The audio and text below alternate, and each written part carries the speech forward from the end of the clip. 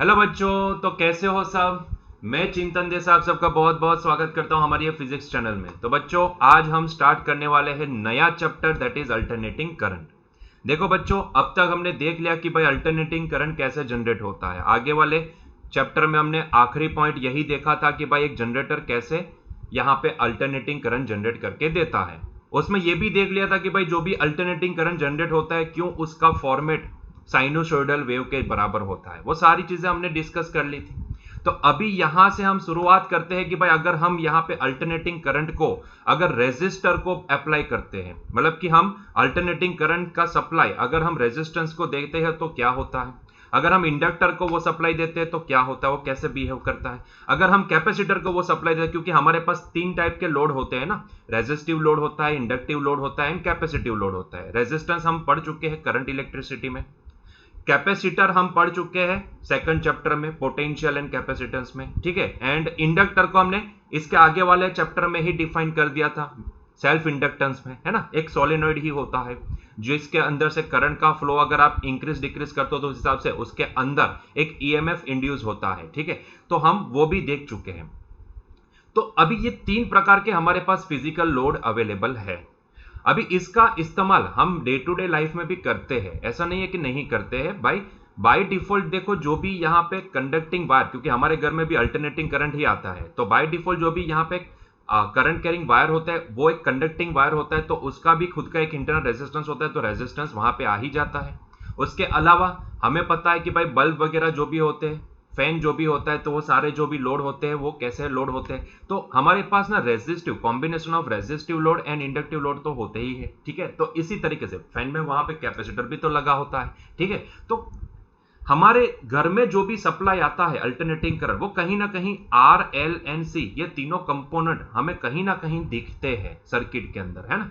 तो अभी हमें यही पता लगाना है कि भाई अगर मैं यही एसी सप्लाई अगर रेजिस्टेंस को प्रोवाइड करता हूं, हमने कभी इतना डीप एनालिसिस तो किया नहीं होगा, लेकिन अब हम करेंगे, डीप एनालिसिस करेंगे कि भाई क्या होगा यहाँ पे, क्या होगा, ठीक है।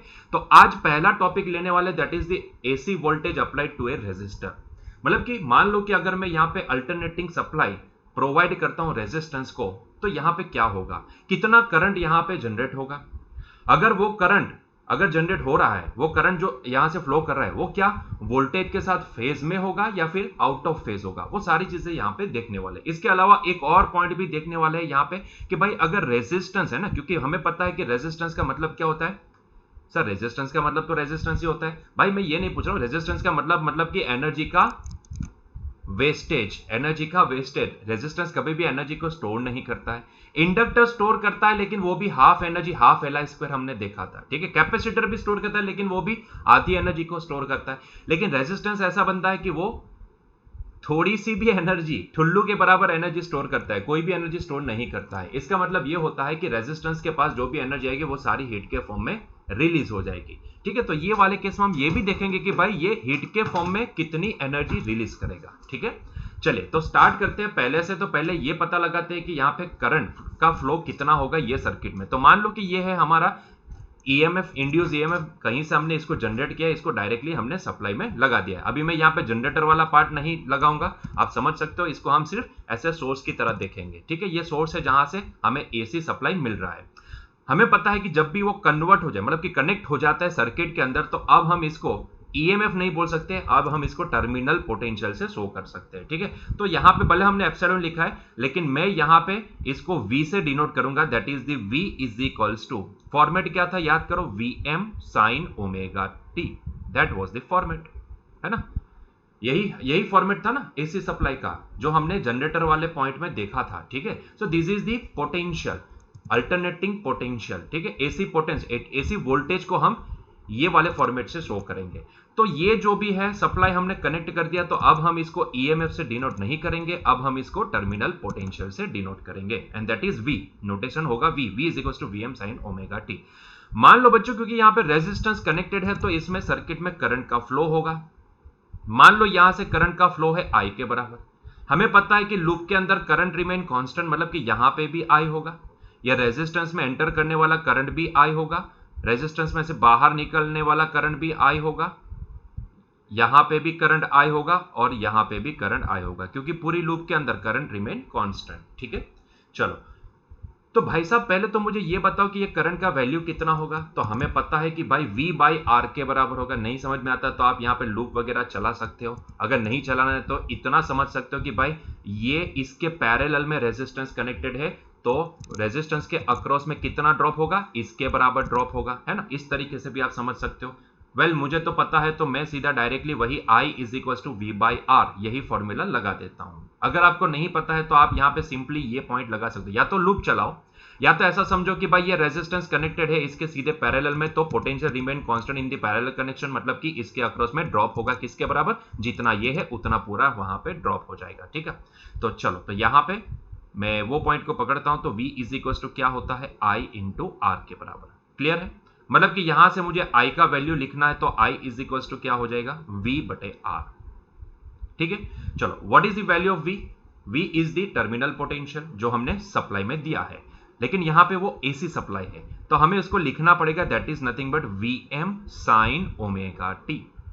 क्या हम लिख सकते हैं? जी बिल्कुल भाई, यही लिखना पड़ता है अभी यहां पे, डिवाइड बाय R। जरा सोचो ये R किसको लगेगा भाई, ऑब्वियसली R Vm को लगेगा, है ना, डिवाइड बाय R Vm को लगेगा, तो ये हो जाएगा Vm divide by R times sine omega T.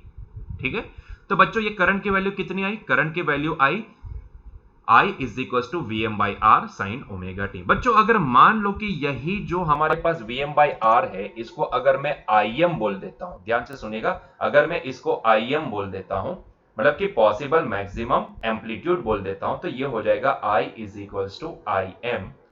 यहां पे एक्चुअल में इन्होंने स्मॉल नोटेशन यूज किया है, तो एक काम करते हैं, हम स्मॉल नोटेशन ही यहां पे कंसीडर कर लेते हैं। ठीक है, ताकि कंफ्यूजन ना रहे। तो मैं इसको बोलूंगा Im साइन ओमेगा टी। ठीक है, तो इतना करंट फ्लो करेगा सर्किट के अंदर। क्लियर हुआ ये पॉइंट? ठीक है, तो ये हो गई हमारे पास करंट की वैल्यू। तो करंट कितना फ्लो करेगा, I is equal to Im sine omega t के बराबर। क्या बच्चों आपने एक चीज यहां पे नोटिस की? अगर आपने नोटिस किया है तो आप समझ सकते हो कि भाई ये जो पोटेंशियल है ना, जो हमने यहां पे अप्लाई किया है, उसके पास भी साइन ओमेगा टी वाली टर्म है, और यहां पे जो करंट आया उसके पास भी साइन ओमेगा टी वाली टर्म है। मतलब कि दोनों का नेचर सेम है, दोनों जीरो से स्टार्ट कर रहे हैं, दोनों का पीक एम्पलीट्यूड भी सेम जगह पे आएगा, दोनों वापस जीरो सेम पॉइंट पे होंगे, दोनों वापस नेगेटिव पीक सेम पॉइंट पे अचीव करेंगे, और दोनों का वापस जीरो सेम पॉइंट पे होगा, क्योंकि दोनों का नेचर कैसा है, साइन के बराबर है ना। साइन, दोनों साइन से ही डिनोट कर रहे हैं, दोनों साइन से ही रिप्रेजेंट हो रहे हैं, है ना। तो इसका मतलब यह होता है कि दोनों साथ साथ चल रहे हैं। बच्चों इसको अल्टरनेटिंग करंट के लैंग्वेज में बोला जाता है इन फेज। क्या बोला जाता है? इन फेज। रिपीट करो, इन फेज। तो ऐसे बोलेंगे कि भाई यहां पे जब भी हम किसी एसी सप्लाई को रेजिस्टेंस के साथ कनेक्ट करेंगे और सिर्फ अकेला रेजिस्टेंस ही होगा, तो ऐसे केस में वोल्टेज एंड करंट दोनों इन फेज होंगे। या सुनो, ये कहां से पता चलता है भाई? ये यहीं से पता चल जाता है। देखो वोल्टेज के पास भी साइन ओमेगा टी वाली टर्म, वोल्टेज भी शो हो रहा है साइन ओमेगा टी से, एंड करंट भी शो हो रहा है साइन ओमेगा टी। सर इसके आगे कुछ मल्टीप्लाई भी तो हुआ है भाई, वो तो सिर्फ एम्पलीट्यूड दिखाता है ना, वो नेचर थोड़ी ना दिखाता है। नेचर कौन दिखाता है? Sign omega T. नेचर किसके बराबर है इसका? साइन ओमेगा टी के बराबर, है ना। तो नेचर तो साइन के बराबर है, तो इसका मतलब ये होता है कि भाई दोनों का नेचर सेम है, दोनों साइन को फॉलो कर रहे हैं, मतलब कि दोनों इन फेज है। अल्टरनेटिंग करंट की लैंग्वेज में इसको इन फेज बोला जाता है। ध्यान से सुनिएगा, यहाँ पे दो टर्म ऐसे आएगी, एक होगा इन फेज, एक होगा out of phase. In phase का मतलब वोल्टेज एंड करंट साथ साथ चल रहे हैं, हाथ में हाथ लिए साथ में चलेंगे। ठीक है, इसको बोला जाता है इन फेज। आउट ऑफ फेज में दो और टर्म आएगी, लीडिंग एंड लैगिंग। वो सारी चीजें जब आएगा तब हम देखेंगे। अभी के लिए इतना तो समझ में आ गया, ये भी साइन और ये भी साइन, दोनों इन फेज है। और प्लीज यहां पे ये मत बोलिएगा सर इसके साथ तो कुछ मल्टीप्लाई हो तो कैसे नेचर से। भाई ये जो मल्टीप्लाई होता है ना, वो सिर्फ एम्पलीट्यूड प्रोवाइड करता है। जैसे कि मैं आपको एक सीधा सा एक एग्जांपल देता हूं भाई, साइन थीटा की मैक्सिमम वैल्यू कितनी होती है? 1। साइन थीटा की मिनिमम वैल्यू कितनी होती है? -1। तो इसका मतलब यह होता है कि साइन थीटा का आंसर हमेशा 1 से लेके -1 के बीच में ही आएगा। मतलब कि मैं इसको कंडीशन के तौर पे -1 लेस और equal to sine theta less और इक्वल टू 1 बोल सकता हूं। ठीक है, अगर मान लो कि मैं ये साइन के साथ मान लो लेट से कि मैं यहां पे 5 मल्टीप्लाई कर देता हूं, ठीक है, तो अब यही रेंज मुझे क्या मिलेगी? अगर मैं 5 sin थीटा की रेंज निकालना चाहता हूं तो मुझे सबके साथ 5 मल्टीप्लाई करना पड़ेगा, है ना। तो ये हो जाएगा 5 sin थीटा लेस और इक्वल टू 5। तो आप समझ पाए इसका मतलब क्या होता है कि जो भी मल्टीप्लाई होती है ना टर्म यहाँ पे, वो सिर्फ एम्पलीट्यूड इंक्रीज करती है और कुछ भी नहीं। यस और नो, वो सिर्फ एम्पलीट्यूड इंक्रीज करती है, उससे नेचर यहाँ पे बदलेगा नहीं। नेचर तो साइन का साइन ही रहेगा। क्लियर हुआ? उसकी सिर्फ रेंज बदल जाएगी। समझ में आ रहा है? रेंज बदल जाएगी। ठीक है, तो यस, हमने ये देख लिया कि भाई यहाँ पे वोल्टेज एंड करंट दोनों इन फेज है। तो और आप ये ग्राफ में भी देख सकते हो, इसका जो हमने डायग्राम बनाया है, ये देखो, ये ब्लू कलर वाला जो भी ग्राफ है मैंने एनसीईआरटी की किताब में से उठा लिया है, तो वो हमारा वोल्टेज का ग्राफ है, और ये जो ग्रे कलर वाली लाइन है वो करंट का ग्राफ है। आप देख पा रहे हो दोनों साइन है, मतलब कि दोनों साथ में स्टार्ट होते हैं। देखो जीरो से स्टार्ट किए दोनों, देखो दोनों जीरो से स्टार्ट किए, साथ साथ चले। हाँ, यहां पे करंट का एम्पलीट्यूड कम होगा क्योंकि Vm/R हुआ, मतलब कि ये जो वोल्टेज का पीक एम्पलीट्यूड था, मैक्सिमम एम्पलीट्यूड था, वो डिवाइड हुआ रेजिस्टेंस से। तो यहां पे कहीं ना कहीं आपको जो करंट का मैक्सिमम वैल्यू मिलेगा, Im वैल्यू मिलेगी, वो Vm से कम होगी, है ना। तो इसका ग्राफ मतलब कि एम्पलीट्यूड में थोड़ा सा डिफरेंस आपको दिखेगा। देखो ये डिफरेंस आप देख पा रहे हो, लेकिन इसका मतलब ये नहीं है कि नेचर चेंज हो जाएगा, नेचर वही रहेगा। ठीक है, तो जीरो से स्टार्ट किए, जब भी π/2 हुआ तब दोनों ने अपना पीक एम्पलीट्यूड अचीव कर लिया। जब भी πi वैल्यू, तब दोनों साथ में जीरो हुए। जब भी यहां से आगे बढ़े 3π/2 हुआ, तब दोनों के ने अपने हिसाब से maximum peak amplitude, negative peak amplitude achieve कर लिया। जब भी वहां से आगे बढ़े और 2π हुआ, तब दोनों की वैल्यू एक साथ जीरो हुई, मतलब कि दोनों साथ साथ चल रहे, जिसको बोला जाता है इन फेस, है ना। इसका टर्म अभी ध्यान रखो, इसको बोला जाता है both are in phase, both are in face.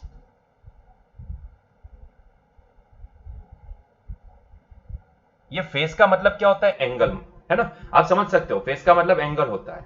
देखो, अगर यहां पे रेजिस्टेंस की वजह से अगर इसके एंगल में कोई बदलाव आता, मतलब कि साइन वाली टर्म कॉस बन जाती, कॉस वाली टर्म साइन बन जाती, तो तब हम बोल सकते हैं कि दोनों के बीच में कुछ फेस डिफरेंस है। जैसे कि यहाँ पे वोल्टेज साइन है और यहाँ पे हमें ये कॉस मिलता रेजिस्टेंस की वजह से, तो हम बोल सकते हैं कि हाँ, यहां पे डिफरेंस है। लेकिन ऐसा तो दिख नहीं रहा है हमें, है ना, ऐसा तो हमें कुछ भी नहीं दिख रहा है। तो इसका मतलब ये होता है कि दोनों इन फेस है। क्लियर हुआ ये पॉइंट? ठीक है, चलो आगे बढ़ते हैं। तो अभी क्वेश्चन मेरे दिमाग में ये आता है, क्वेश्चन ये निकल के आता है, तो भाई यहाँ पे रेजिस्टेंस कनेक्ट है, तो इसका मतलब ये है कि भाई रेजिस्टेंस के अक्रॉस में भी कोई तो पावर डिसिपेट हुआ होगा ना भाई।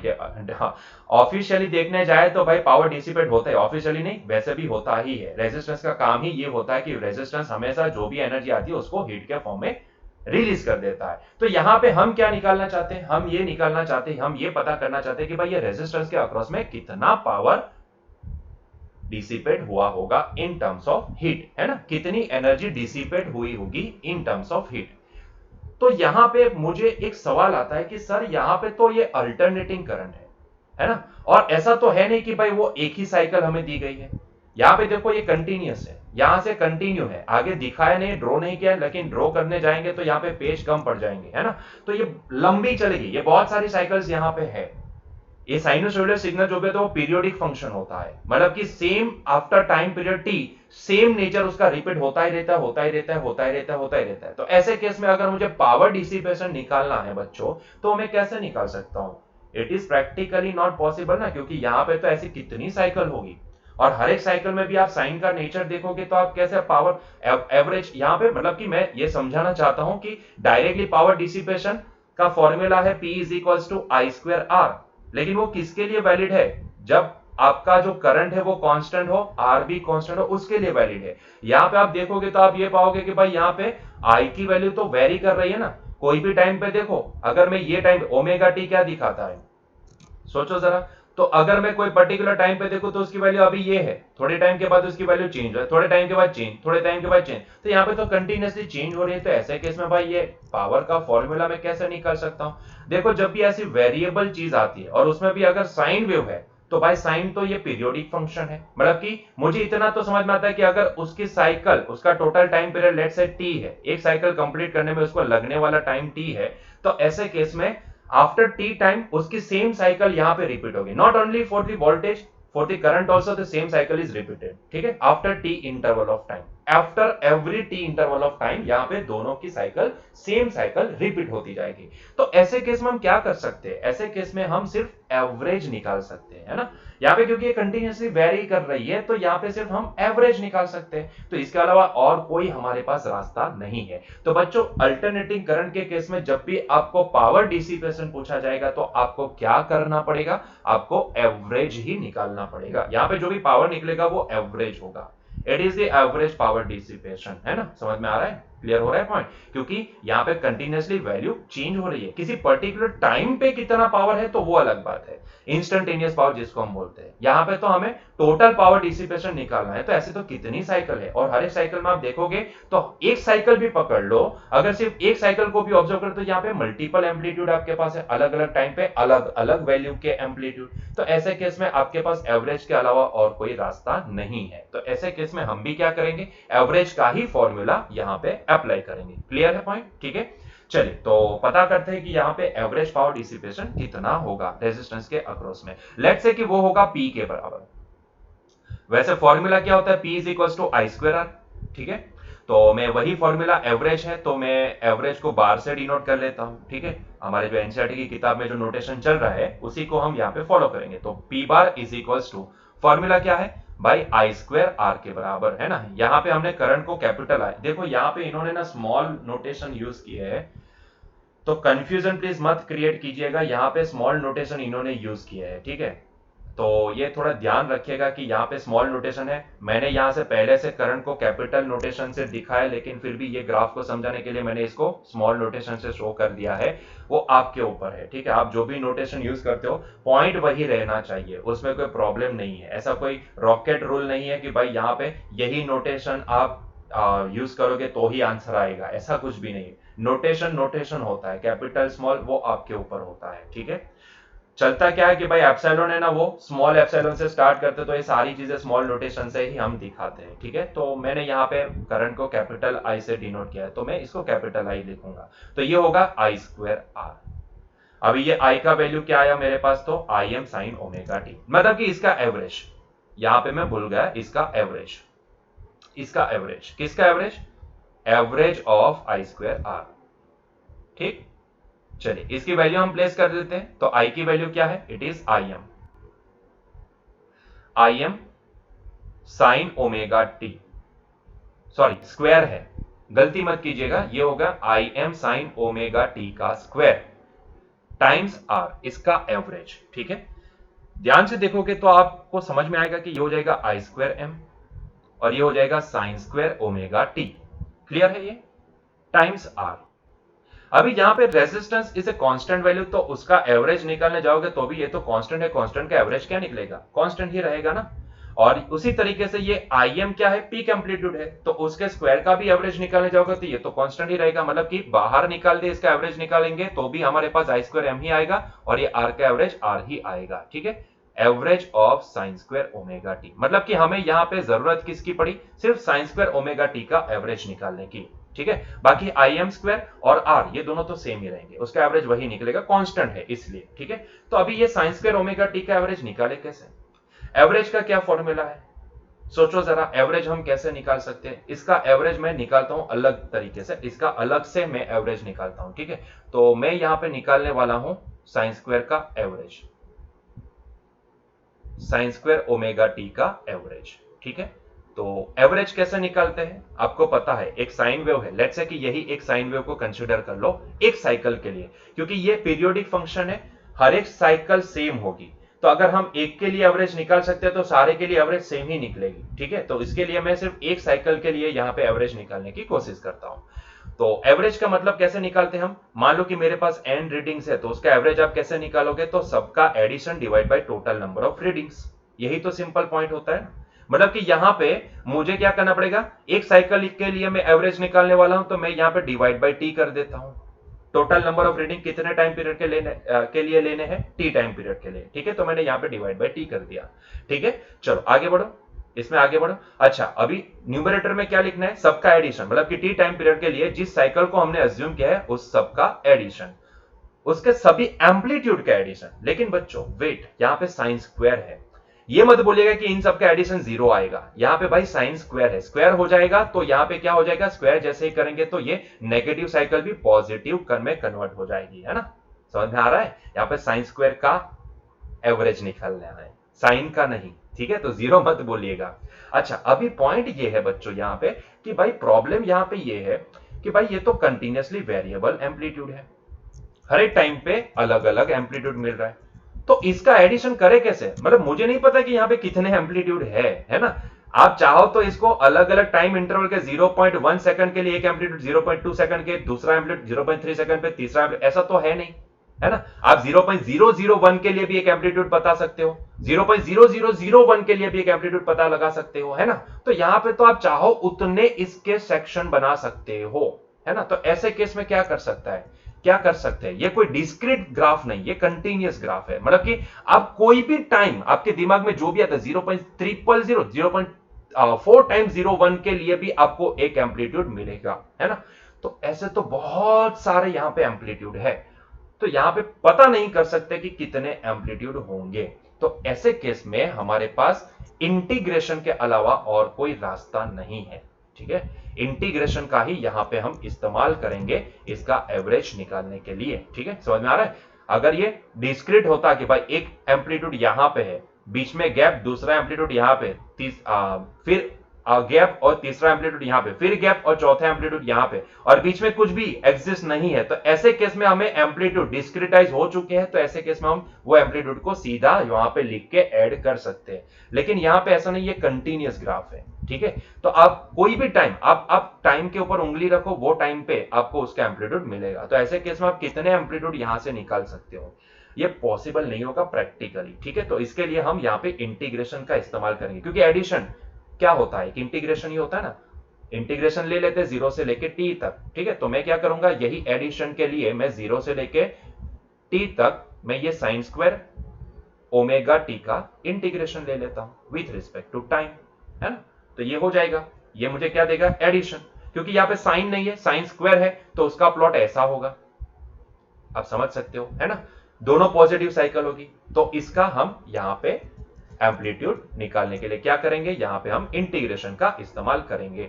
चलिए तो इंटीग्रेट करते हैं। अभी इसका सीधा साइन स्क्वायर ओमेगा टी का क्या इंटीग्रेशन हो सकता है, नहीं हो सकता है। तो उसके लिए मुझे एक मैथमेटिकल एक रूल यहां पे अप्लाई करना पड़ेगा। ध्यान से देखिएगा, वो रूल बहुत ही सिंपल है, मैं यहां पे ऊपर लिखता हूं। भाई रूल ये है कि जब भी आपके पास साइन स्क्वायर थीटा आता है, तो इसको आप 1 minus cos 2 theta whole divide by 2 लिख सकते हो। मैथमेटिक्स वाले बच्चे इनको पता है, ये रूल इनको पता है ना। Sine square theta is equal to 1 minus cos 2 theta divide by 2। This is the relation between theta and 2 theta, ठीक है। मतलब कि एंगल का हाफ एंगल के साथ कुछ रिलेशन ये होगा। तो मैं भी यही रूल को यहां पे अप्लाई करूंगा, ठीक है। क्योंकि मेरे पास देखो साइन स्क्वायर का सीधा इंटीग्रेशन मेरे पास यहां पे अवेलेबल नहीं है, तो मुझे एनी हाउ, क्योंकि कॉस का इंटीग्रेशन हमें पता है, साइन स्क्वायर का तो स्क्वायर वाली टर्म का इंटीग्रेशन यहां पे नहीं पता है। तो ऐसे केस में मैं क्या करूं, तो मैं मेरे पास और कोई रास्ता नहीं, मैं इसको सिर्फ ये वाली टर्म में कन्वर्ट कर सकता हूं, ठीक है। तो मैं क्या करूंगा, यही मैथमेटिकल रूल को अप्लाई करूंगा यहां पे इस डेरिवेशन को आगे बढ़ाने के लिए, ठीक है। तो मैं इसको यहां पे लिखता हूं, it is nothing but equivalent to integral 0 से लेके t। यहां पे मैं लिखूंगा इसको 1 माइनस कॉस, क्योंकि यहां पे देखो थीटा है तो इसका एंगल डबल हो रहा है ना। तो यहां पे हमारे पास थीटा कितना है, ओमेगा टी के बराबर, तो उसका डबल हो जाएगा ट्वाइस ओमेगा टी, ठीक, dt डिवाइड बाय 2। ये 1/2 तो कांस्टेंट है, इंटीग्रेशन से बाहर आ जाएगा, 1/2 को बाहर निकालिए। इंटीग्रेशन सब्ट्रैक्शन में आप अलग से अप्लाई कर सकते हो, तो इसके लिए मैं इसको लिखूंगा 0 से लेके t 1 dt, ठीक, माइनस इंटीग्रल 0 से लेके t, इसको हम लिखेंगे cos 2 ओमेगा t dt, ठीक है। अच्छा, डिवाइड बाय t तो रह गया ना, sorry, divide by t whole upon t, ये तो भूल गए भाई, लिखना ही भूल गए, सॉरी फॉर दैट। तो यहां पे divide by whole upon t, ये भाई है ना फॉर्मूला, ये है, हमने सिर्फ ये न्यूमरेटर लिखा है भाई ये बाकी है, तो पिक्चर अभी बाकी है। तो हम यहाँ पे इसको बाहर ही निकाल लेते हैं कि भाई ये हो जाएगा 1/2t, ठीक है। क्योंकि टाइम पीरियड कांस्टेंट होता है ताकि गलती ना हो पाए। तो यहां से ये हो जाएगा 0 से लेके t, इंटीग्रेशन को हम क्या करेंगे सेपरेटली अप्लाई करेंगे। तो ये हो जाएगा 0 से लेके t 1 dt माइनस ये हो जाएगा 0 से लेके t cos 2 omega t dt। ठीक है, चलो बहुत ही बढ़िया। 1 का इंटीग्रेशन t के रिस्पेक्ट में क्या होता है, तो 1 का इंटीग्रेशन बच्चों t के रिस्पेक्ट में होता है स्मॉल t, है ना। t के रिस्पेक्ट में जो वेरिएबल है वही इंटीग्रेशन में हमें मिलेगा। तो मैं इसको लिखूंगा t 0 से लेके t। चलो ये cos का इंटीग्रेशन क्या होगा, तो बच्चों cos का इंटीग्रेशन होता है, देखो यहाँ पे t वेरिएबल है, यहाँ पे t वेरिएबल है ना। तो t वेरिएबल है तो ऐसे केस में ये हो जाएगा sine 2 omega t divide by 2 omega. ठीक है, यहां पे भी एक रूल हमने अप्लाई किया है मैथमेटिक्स का, मैथमेटिक्स वाले बच्चे इससे वाकिफ है, उनको पता है। ठीक है, हमने क्या रूल यहां पे अप्लाई किया है, तो बाई इंटीग्रल, ध्यान से सुनिएगा, sine a theta d theta is equals to, ये होता है भाई कॉस का इंटीग्रेशन किया ना, तो कॉस का ही रूल लिखते हैं। तो आपको ये नोट डाउन करके रखना है, ब्लू कलर की इंक में मैं यहां पे ही लिखता हूं। तो integral cos a theta d theta ये किसके बराबर होता है, तो ये होता है sine a theta divide by a plus c के बराबर होता है। ठीक है, मतलब कि जो थीटा के साथ आप थीटा के रिस्पेक्ट में इंटीग्रेट कर रहे हो, तो थीटा के साथ जो मल्टीप्लिकेंड है वो जाएगा डिनोमिनेटर में। और आप ये डिफरेंशिएशन से पता कर सकते हो, अगर आप चाहो तो ये डिफरेंशिएशन करके उल्टा करके पता कर सकते हो, लेकिन खैर हमें वो मैथमेटिक्स में जाना नहीं है, हमें सिर्फ ये रूल याद रखना है। तो मैंने बस यही रूल यहाँ पे अप्लाई किया। हमारे लिए a क्या है, ये 2 ओमेगा है, और थीटा क्या है, t है। t के रिस्पेक्ट में इंटीग्रेट कर रहे हैं, तो t के रिस्पेक्ट में इंटीग्रेट कर रहे हैं, तो t के साथ जो मल्टीप्लिकेंट है 2 ओमेगा वो हमारे लिए a के बराबर होगा, तो वो डिवाइड बाई a हमें लिखना पड़ेगा। ठीक है, तो हमने यहाँ पे 2 ओमेगा को डिवाइड किया। ठीक है, चलो आगे बढ़ो। यहाँ पे upper limit minus lower limit करोगे तो आपको ये हो जाएगा 1/2t। ओ सॉरी, ब्लू कलर से ही लिख रहे हैं, प्लस सी निकल गया, ज्यादा ही हो गया। ठीक है, ब्लैक कलर की इंक। चलो आ जाओ यहाँ पे, तो ये हो जाएगा 1/2t। ये upper limit minus lower limit मतलब कि t माइनस 0 हो जाएगा, माइनस ये 1/2 ओमेगा को कांस्टेंट हम बाहर ले लेते, upper limit minus lower limit यहां पे भी करते, तो अपर लिमिट होगी साइन, इसको हम क्या लिखेंगे 2 ओमेगा कैपिटल t, है ना, माइनस t की वैल्यू अगर 0 प्लेस करोगे तो साइन 0 क्या हो जाता है 0। मुझे इसको लिखने की जरूरत नहीं है, आप समझ सकते हो 0 जैसे कि मैं यहाँ पे प्लेस करूंगा t की जगह पे, तो 2 ओमेगा इंटू 0 0 होता है, और साइन 0 क्या कहलाता है, 0 ही कहलाता है। ठीक है, तो ये 0 हो जाएगा। अभी what about this 2 omega t, सोचो जरा 2 ओमेगा t भी क्या होगा, जरा सोचो, सोच के मुझे बताओ कि 2 ओमेगा t की वैल्यू क्या हो सकती है। देखो क्या मैं यहाँ पे ध्यान से देखो, यहाँ पे 2 ओमेगा बाई t है ना, सॉरी 2 ओमेगा t है,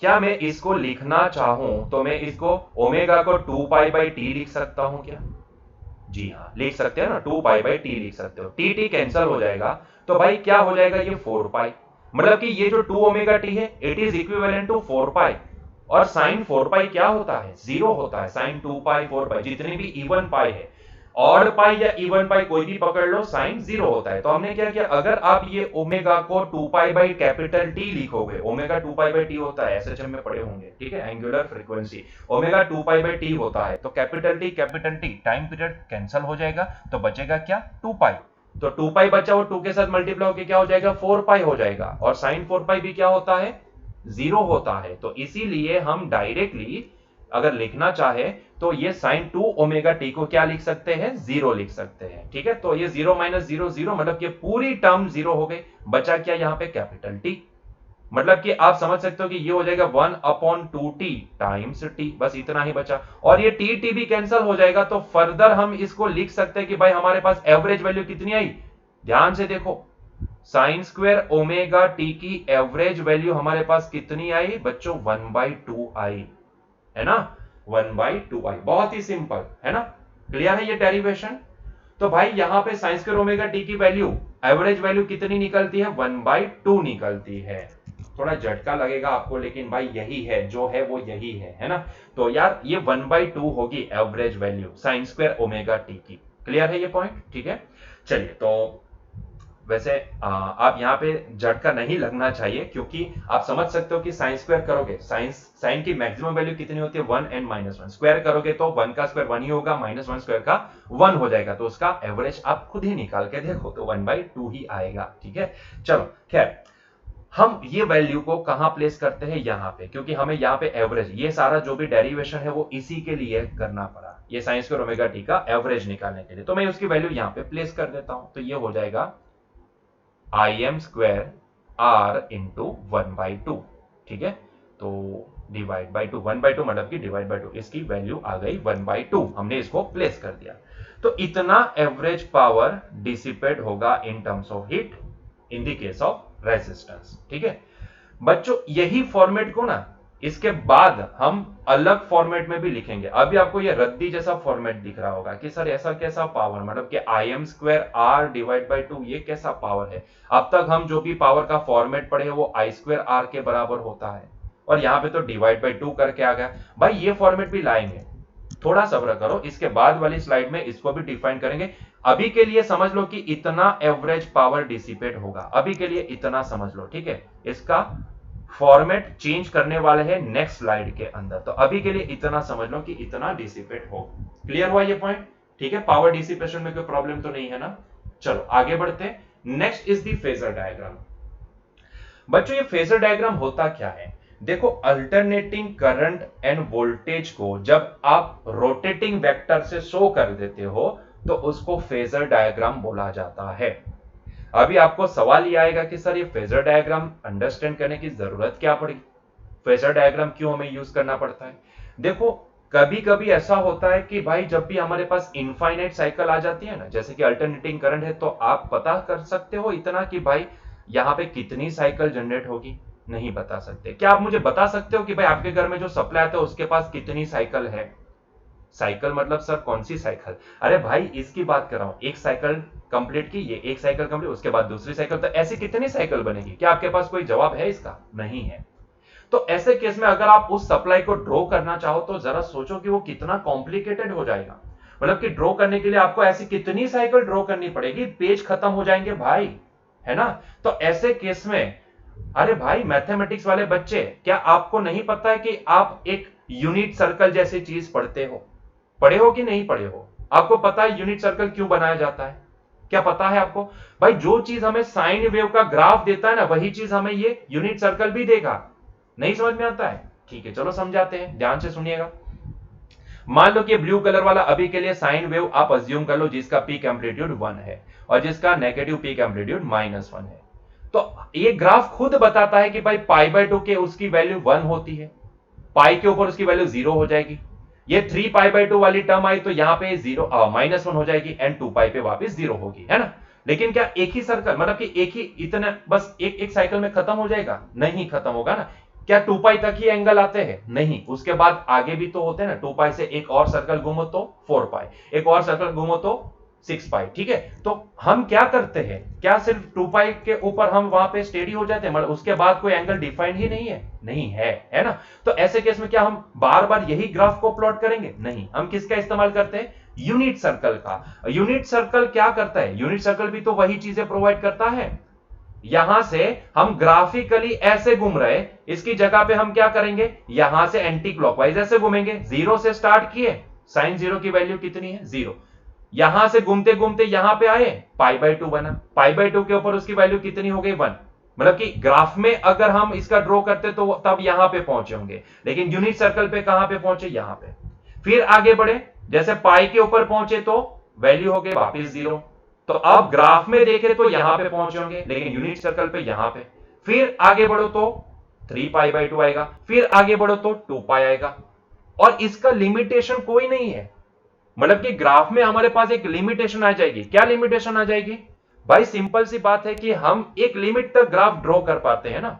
मान लो कि मेरे पास ऐसी 25 साइकिल है, तो क्या 25 साइकिल तक मैं यहां पे ग्राफ ड्रॉ कर पाऊंगा? नहीं, पॉसिबल नहीं है। लेकिन अगर सर्कल के ऊपर अगर मैं आपको बोलूं कि नहीं, आपको ऐसे 25 साइकिल ड्रॉ करने की जरूरत नहीं, आप 25 बार यही सर्कल के ऊपर घूमते जाओ, तो कौन सी चीज आसान होगी? सर्कल के ऊपर घूमना आसान होगा, है ना।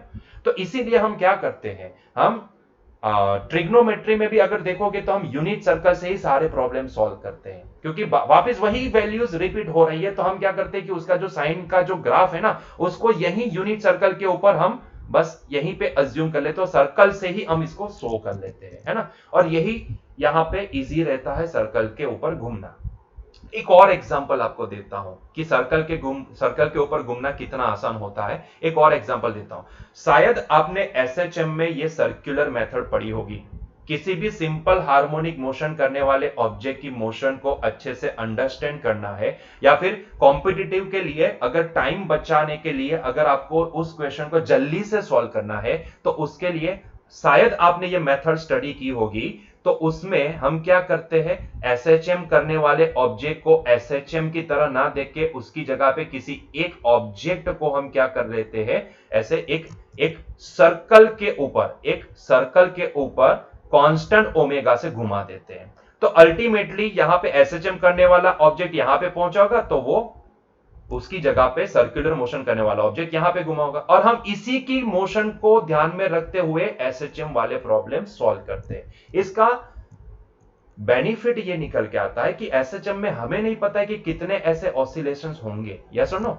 तो ऐसे केस में ये वाली मोशन को अंडरस्टैंड करने से अच्छा है कि आप सर्कल के ऊपर घूमो और यहीं से सारे पैरामीटर कैलकुलेट कर लो। तो ये सर्कल वाले जो पैरामीटर है ना, वो आपको कहीं ना कहीं वो एसएचएम करने वाले ऑब्जेक्ट के पैरामीटर को डायरेक्टली मैच कर जाएंगे, और इसी से क्वेश्चन सॉल्व किए जाते हैं। कॉम्पिटिटिव में अगर देखोगे तो ये सर्कुलर मेथड सबसे बढ़िया मेथड है क्वेश्चन को सॉल्व करने के लिए। एसएचएम को एसएचएम की तरह मत देखो, लेकिन उसकी जगह पे किसी ऑब्जेक्ट को इतने एम्पलीट्यूड के बराबर रेडियस वाले एक सर्कल से ड्रॉ कर दो, और उस ऑब्जेक्ट को कोई कांस्टेंट ओमेगा से उस सर्कल के ऊपर घुमा दो। तो पर्टिकुलर टाइम पे जो उसकी पोजीशन जो भी मिलेगी, वो कहीं ना कहीं आप एसएचएम करने वाले ऑब्जेक्ट के साथ मैच कर पाओगे। यहां पे बेनिफिट ये निकल के आता है कि आप जितना मर्जी चाहो इतना यही सर्कल के ऊपर घूमो, वैल्यू वही की वही मिलने वाली है ना। क्लियर है, क्लियर है। तो इसीलिए हम क्या करते हैं, जब भी हमारे पास ऐसी इनफाइनाइट या ज्यादा नंबर वाली साइकिल आ जाती है, तो उसको हम अच्छे से समझने के लिए हम सर्कल का इस्तेमाल करते हैं, है ना, क्योंकि सर्कल भी कहीं ना कहीं उसी को शो कर देता है। तो बस यहां पे भी हम क्या करने वाले हैं, यहां पे भी हम वोल्टेज एंड करंट को रोटेटिंग वेक्टर से शो करने वाले हैं, जिसको बोला जाता है एसी की लैंग्वेज में फेजर डायग्राम। मतलब कि भाई ये साइन वेव को इस तरीके से ना देख के आप इसको सर्कल से देखो, बस बात खत्म। इतना ही है फेजर डायग्राम, सर्कल से देखो, बात इतनी ही है। अगर ये वोल्टेज का ग्राफ है, तो ये वोल्टेज के ग्राफ को आप साइन की तरह ना देख के इसको ऐसे सर्कल की तरह देखो। जो ट्रिग्नोमेट्री में, ये मैथमेटिक्स वाले बच्चे तो कर चुके हैं सारी चीजें, तो उनको तो सारी चीजें पता है। बायोलॉजी वाले बच्चे भी, भाई इतनी कॉम्प्लिकेटेड चीज नहीं है, बहुत ही आसान चीज है फेजर डायग्राम समझना, ठीक है। बस सर्कल पे घूमना है, दैट्स इट। साइनसोइडल वेव को आप यहाँ पे सर्कल के ऊपर घूमो, दैट्स इट, और कुछ भी नहीं है, जिसको बोला जाता है फेजर डायग्राम। कई बार ना यहाँ पे बच्चों को एक डाउट आ जाता है कि सर यहाँ पे फेजर डायग्राम की डेफिनेशन ये बोलते हैं कि जब भी हम अल्टरनेटिंग करंट या वोल्टेज को अगर हम यहाँ पे रोटेटिंग वेक्टर से शो करते हैं, तो उसको फेजर डायग्राम बोला जाता है। तो रोटेटिंग वेक्टर सर, इसका मतलब क्या हुआ? रोटेटिंग वेक्टर, यहाँ पे वोल्टेज वो तो स्केलर क्वांटिटी है, करंट टेंसर क्वांटिटी है, तो फिर इसको वेक्टर क्यों? भाई ये वेक्टर से बोलने के लिए वेक्टर होता है, क्योंकि यहाँ पे जो हम घूमेंगे ना, उसकी एक पर्टिकुलर एक फिक्स डायरेक्शन होगी। जैसे कि वोल्टेज का ग्राफ हो या करंट का ग्राफ हो, यहाँ पे वोल्टेज भी साइन वेव है, करंट भी साइन वेव है, तो यहाँ पे हम साइन क्या कॉस हो तो भी कोई प्रॉब्लम नहीं है, आप सर्कल के ऊपर ही घूम सकते हो। आप यूनिट सर्कल से कॉस की वैल्यू भी पता कर सकते हो, है ना। तो यहां पे भले ये वेक्टर बोला जाता है, लेकिन ये क्यों वेक्टर इसलिए बोला जाता है क्योंकि हमें एक पर्टिकुलर डायरेक्शन में ही रोटेट होना है।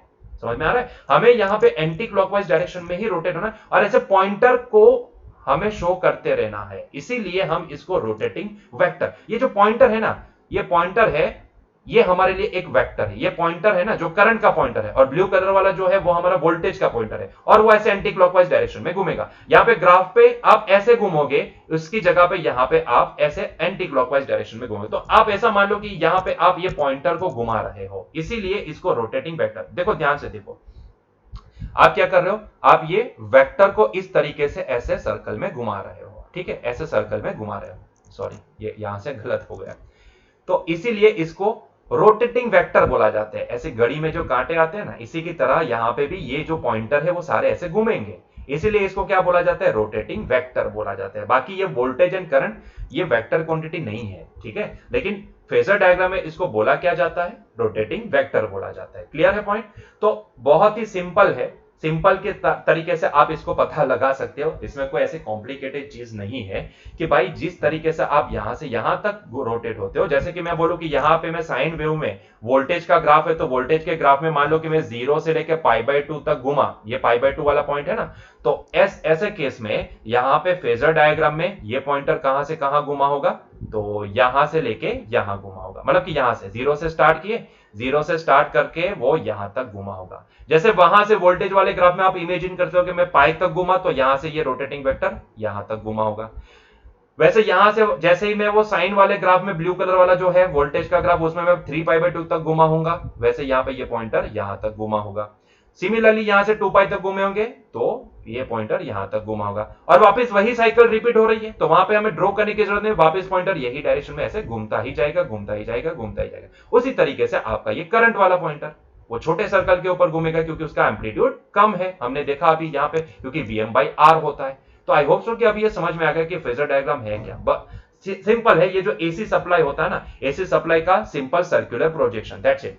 आप जो एसी सप्लाई जो साइनोसॉइडल वेव है, आप इसको सिर्फ सर्कल से शो कर दो, वो हो जाएगा आपका फेजर डायग्राम, क्योंकि वोल्टेज का अलग बनेगा और ये करंट का अलग बनेगा, इसीलिए हमें यहाँ पे 2 पॉइंटर मिलेंगे। लेकिन हमने ये देखा कि भाई यहाँ पे रेसिस्टर के केस में voltage and current both are in phase, दोनों एक ही फेज पे होते, मतलब दोनों सेम फेज पे होते। इसका मतलब ये होता है कि जहां पे वोल्टेज का पॉइंटर होगा वहीं पे आपको करंट का पॉइंटर भी दिखेगा, है ना, दोनों साथ में, दोनों पॉइंटर साथ में मूव होते नजर आएंगे आपको, ठीक है। तो ये बहुत ही इंपॉर्टेंट है। कैपेसिटर एंड इंडक्टर में ऐसा नहीं होगा। कैपेसिटर में हो सकता है कि अगर वोल्टेज का पॉइंटर यहां पे है तो करंट का पॉइंटर यहां पे भी हो सकता है, करंट का पॉइंटर नीचे भी हो सकता है, मतलब कि लीडिंग या लैगिंग हो सकता है, ठीक है।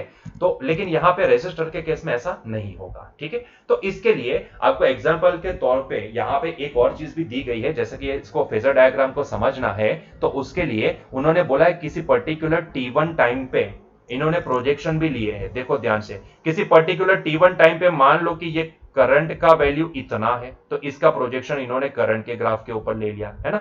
और उसी तरीके से वोल्टेज इतना है, तो उसका प्रोजेक्शन इन्होंने यहां पे ले लिया, तो पॉइंटर यहां पे है, ठीक है। तो जब आप करंट के ग्राफ के ऊपर यहां से यहां तक घूमे होंगे, तब आपका पॉइंटर करंट वाला यहां से यहां तक घूमा होगा। क्लियर है?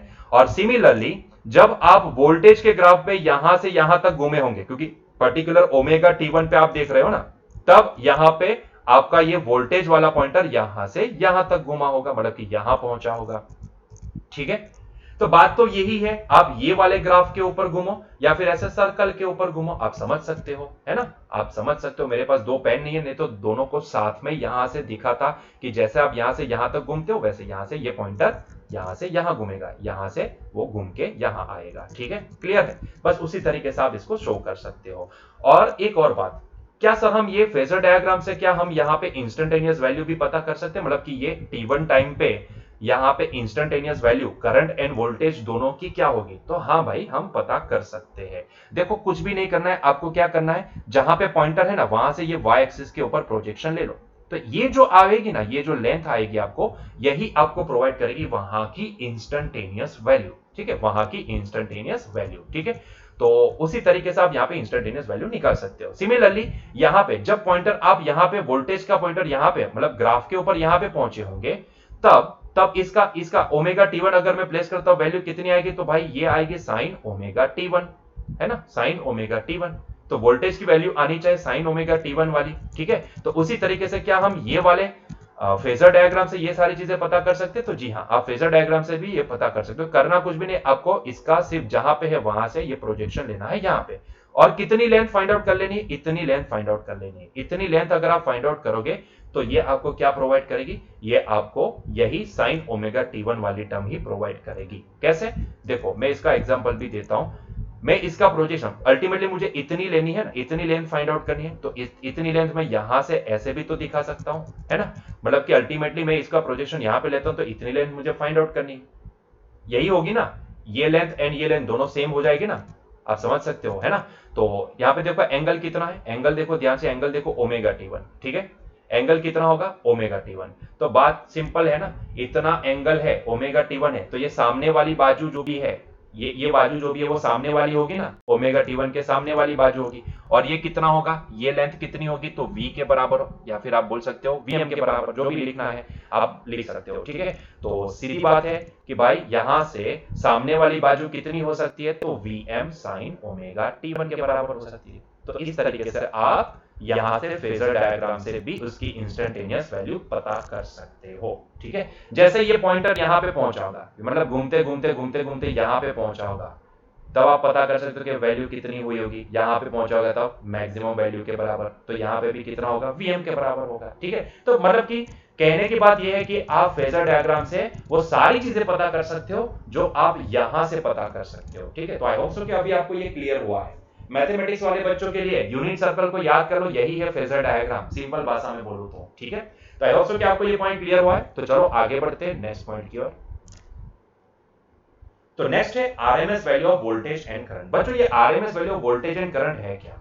देखो मैंने इसके आगे वाले लेक्चर में बताया था कि भाई साहब क्या होता है कि एसी सिग्नल का जब भी आप एवरेज निकालने जाते हो तो एवरेज उसका जीरो निकल के आता है। खैर वहां पे तो स्क्वायर था इसीलिए हमें जीरो नहीं मिला, लेकिन मान लो कि मैं सिर्फ आपको एक साइन वेव देता हूं, तो ऐसे केस में अगर आप इसका एवरेज निकालोगे तो वो जीरो आएगा, है ना।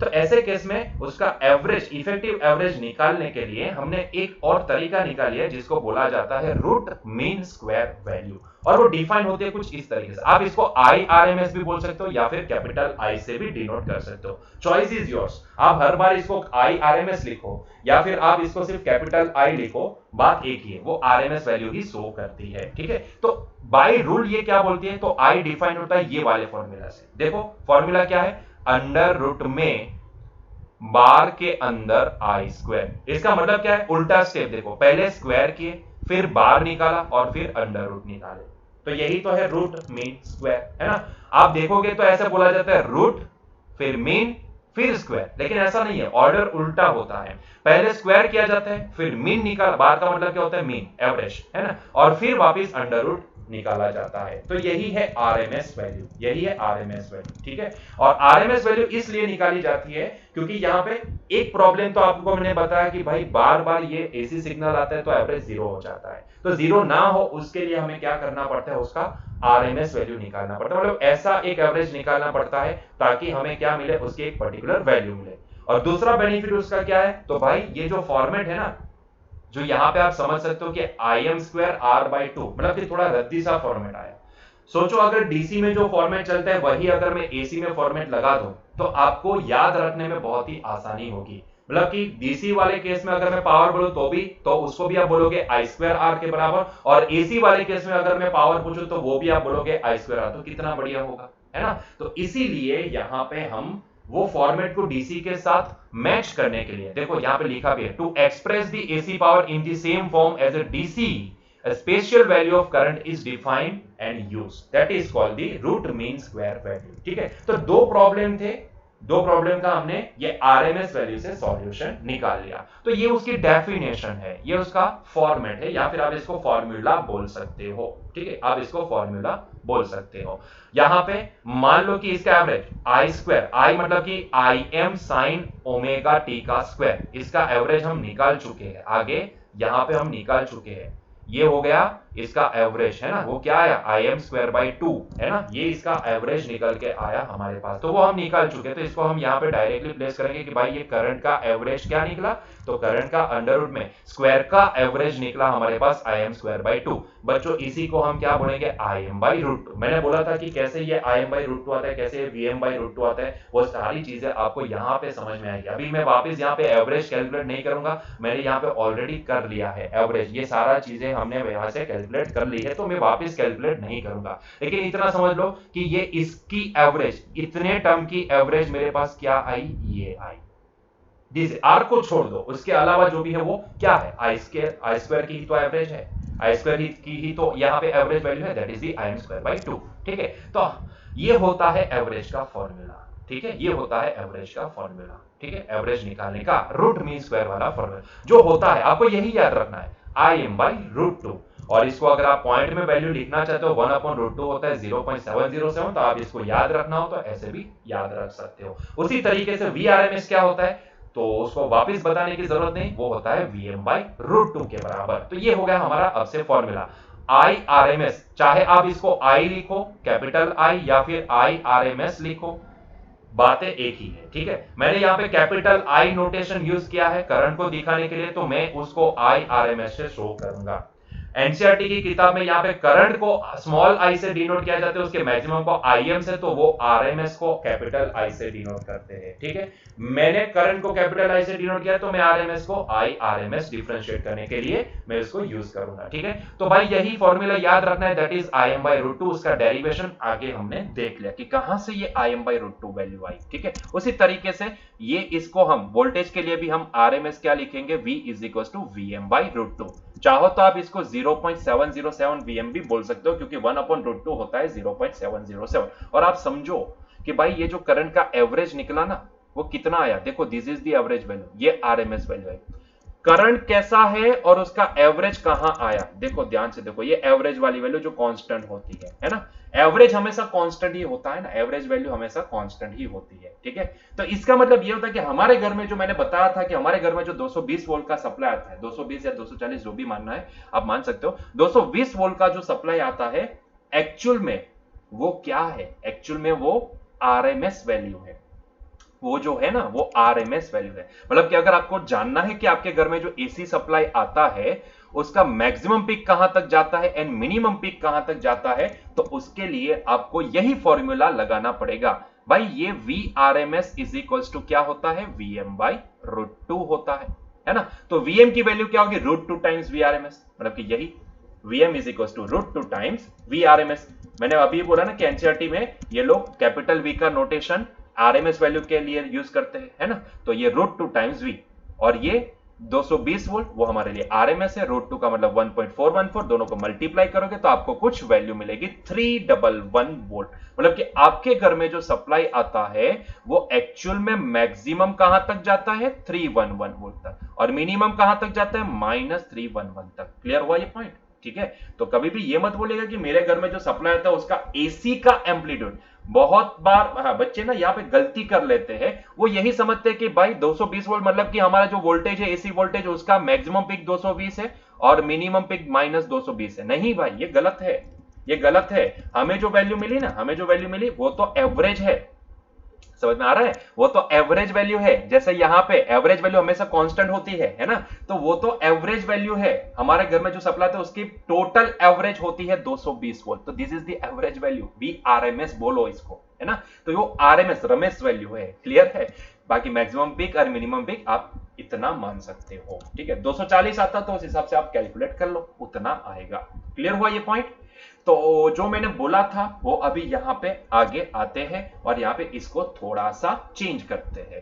तो ये वाला फॉर्मेट जो हमारे पास आया था, ये आया था एवरेज पावर Im²R/2 के बराबर। लेकिन मैंने बोला था कि RMS वैल्यू अगर हम स्टडी कर लेते हैं तो हम यही फॉर्मेट को थोड़ा चेंज करेंगे ताकि आपको यहां पे नोटेशन में प्रॉब्लम ना हो। डीसी में जो पावर चलता है वही पावर एसी में, वही फॉर्मूला आप लगा सको। इसके लिए मैं यहां पे क्या करता हूं, थोड़ा सा इसको मॉडिफाई करता हूं। मैं इसको लिखूंगा, ध्यान से सुनिएगा, मैं इसको लिखूंगा Im/√2 का स्क्वायर टाइम्स R।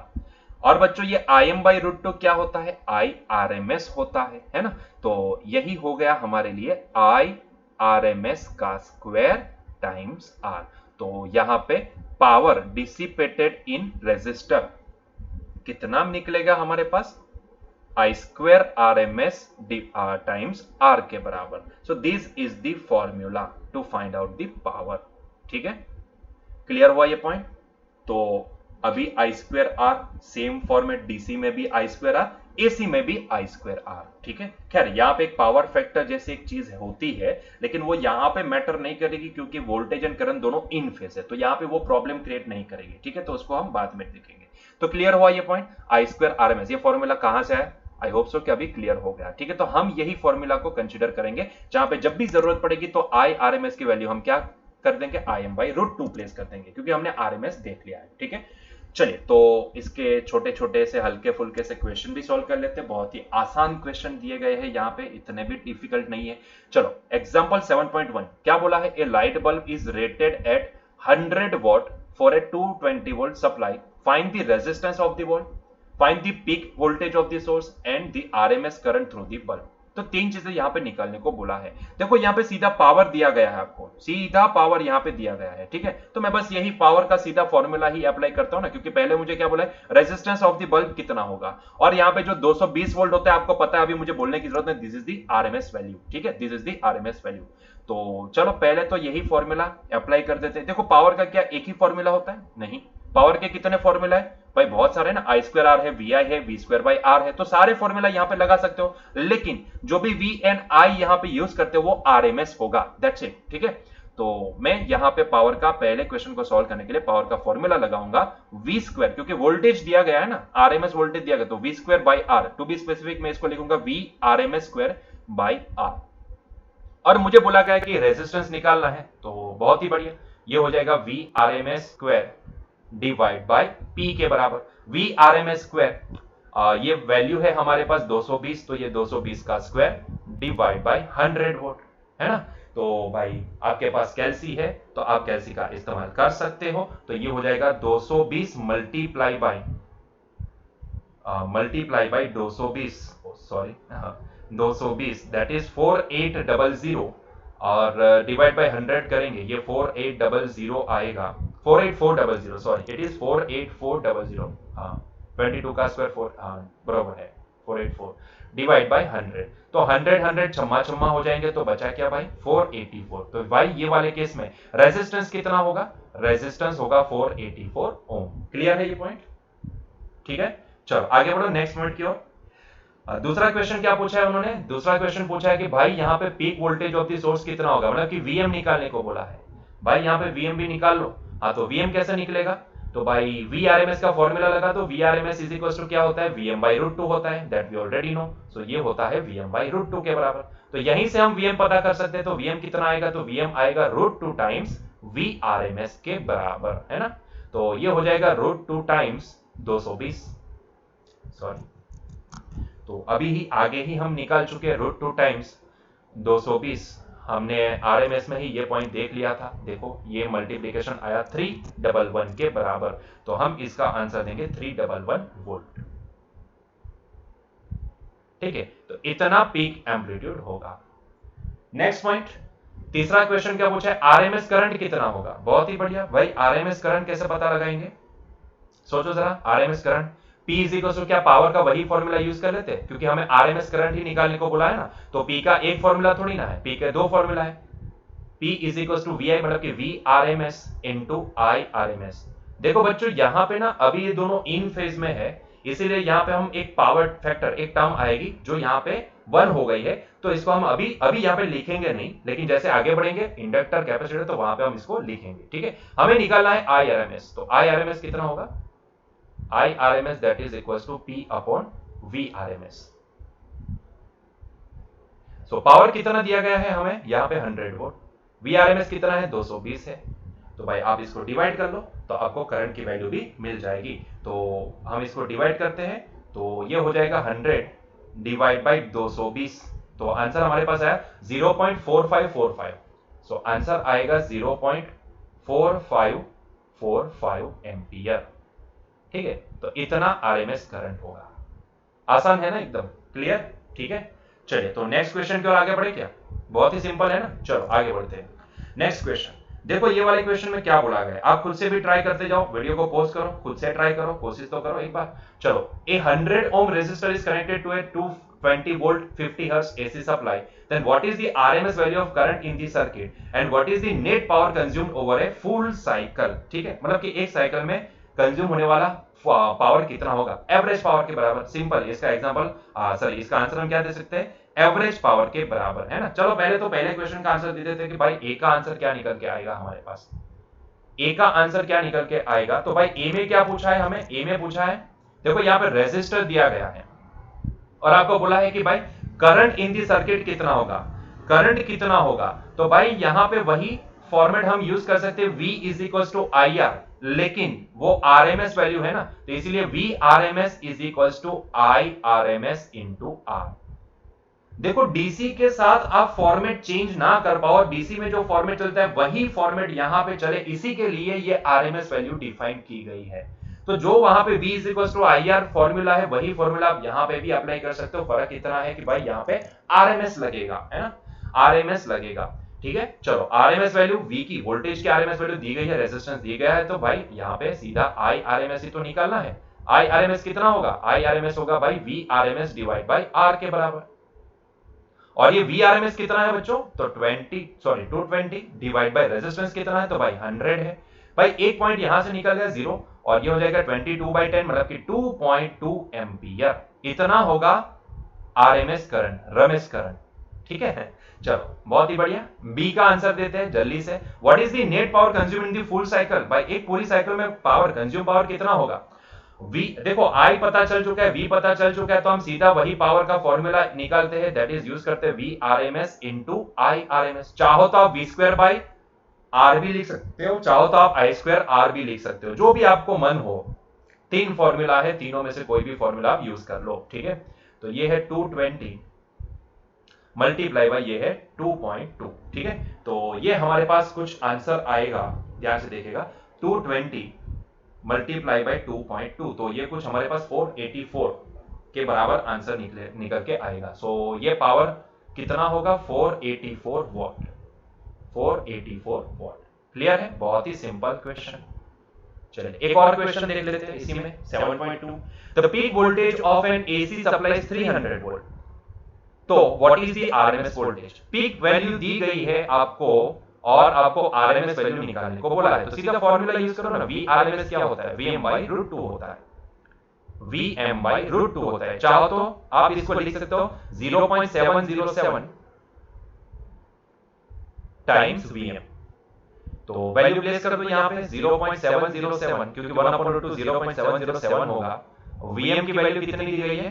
300। ठीक है, तो आप इसको इसके साथ मल्टीप्लाई कर दो, तो ये हो जाएगा मल्टीप्लिकेशन 0.707 का मल्टीप्लिकेशन होगा 300 के साथ, तो हमारे पास आंसर आएगा कुछ 212.1 के बराबर। ठीक है, 212.1 के बराबर। So it is the answer 212.1 volt. ठीक है, तो इतना आरएमएस वोल्टेज ये वाले केस में जनरेट होगा। ठीक है, चलो उसी तरीके से बी में क्या पूछा है? देखो बी में ये पूछा है कि भाई the RMS value of a current in an AC circuit is 10 ampere, then what is the peak current? अभी यहां पे आरएमएस करंट दिया गया है और आपको पीक करंट निकालना है। ठीक है, तो यहां पे फॉर्मूला तो वही रहेगा, I RMS that is equal to Im/√2। और ये पीक मतलब कि Im निकालना है, तो Im कितना होगा? तो Im होगा भाई √2 टाइम्स आई आरएमएस के बराबर, आई आरएमएस के बराबर। तो ये हो जाएगा √2 टाइम्स, इसको हम 1.42 लिख देते हैं। सो ये 1.42 मल्टीप्लाई बाई ये हो जाएगा 10, है ना, तो ये हमारे पास आएगा 14.2 एम्पियर। 14.14 लिखना है तो भी लिख सकते हो, और 0.2 लिखना है तो भी लिख सकते हो, क्योंकि ये 1.414 होगा एक्चुअली √2। ठीक है, तो आप चाहो वो लिख सकते हो। तो 14.2 में इसको लिखूंगा एम्पियर, क्योंकि मैंने लिया 1.42, तो ये इतना मैक्सिमम पीक इसका होगा। ठीक है बच्चों, तो यहीं पे हमारा आज का लेक्चर एंड करते हैं बच्चों। उम्मीद करता हूं कि आपको ये समझ में आया होगा कि जो मैंने समझाया यहाँ पे फेजर डायग्राम क्या है, पावर कंजम्पशन कैसे निकालते हैं, एवरेज वैल्यू का डेरिवेशन वगैरह सब कुछ समझ में आया होगा। बस यहाँ पे यही याद रखना है कि जब भी रेजिस्टेंस अकेला आता है तो ऐसे केस में बच्चों वोल्टेज एंड करंट दोनों इन फेज होते हैं। ठीक है, तो मिलते हैं नेक्स्ट लेक्चर में। Till that enjoy your day, bye.